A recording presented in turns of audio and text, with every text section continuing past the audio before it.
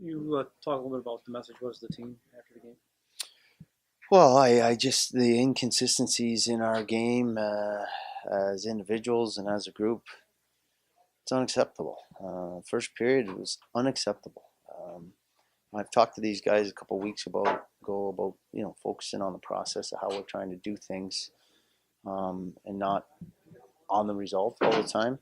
There's certainly tough losses where you play well, but um, you come out in that first period and there's lack of effort, lack of compete, no passion in our game whatsoever, and it's just and I gave it to him, and I just said I shouldn't have to give it to you after the first period, and it's just been too much of that, and sure enough, it was a totally different second period, and that's how we need to play. We're struggling to score goals right now. Our execution has been inconsistent, and we haven't been sharp at times. Second period, we come out. We play with some passion. We play with some energy. We elevate our compete level. We play fast. We make some plays, and we end up with 17 shots on net and some really good chances. So, um, you know, pulling it out of them on a nightly basis is it's got to be up to them. And right now, it's too up and down.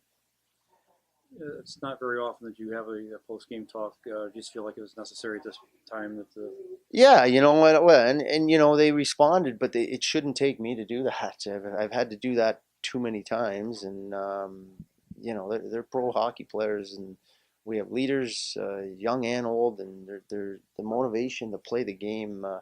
It shouldn't have to be a nightly basis. You should be excited to be playing pro hockey, and for me, just realizing that the only way you get out of these slumps or valleys is as a group. And um, like I said, it's just there's just not enough there consistently right now. And we played a 40-minute game.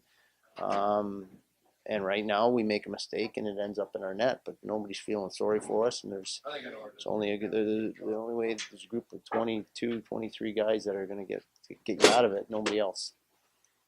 were you satisfied with the effort in the third period? Just wasn't didn't get the result you wanted. Yeah, I mean, we mismanaged the puck on the third one there, and the guy gets a partial breakaway, and then we make a mistake on the off the rush on the penalty kill and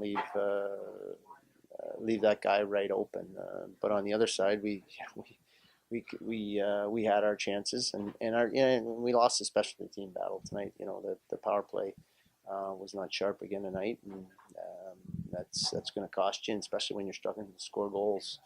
You need the PP to be sharp. I feel like it's been kind of a grind lately, just schedule wise, and now you've got three road games ahead of you. And I guess the grind will kind of continue. Yeah, and it's been like this really for a month and a half, and to say that might have an effect, no question. We haven't had a lot of practice time. I've talked about that, but um, on the other side of that doesn't excuse the first period. That's really what the message was today. That doesn't excuse. This has been a steady schedule of Tuesday, Friday, Saturday, Wednesday, Friday, Saturday. We've had some travel. We get another Wednesday game, and then long travel to Toronto, and 4 games before the break here. But that doesn't excuse effort and attention to detail and just competing, and it really doesn't. That's a mental toughness thing. If you're going to play pro hockey, you're going to have to learn to win under circumstances that aren't always in your favor. Is Blandisi hurt? Yeah, yeah. He upper body.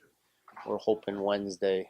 Kind of a surprise thing. We give him Thursday off. Thought he might be okay, but it turned out that it's lingering around longer than or through the weekend. And obviously, Sexton came out okay. Yeah, I mean he's a tough kid. He did. I don't even know if he should, but he got through the game and still managed to play. But big. He's one of Rod Pelly, one of our top shot blockers, and that's what he does.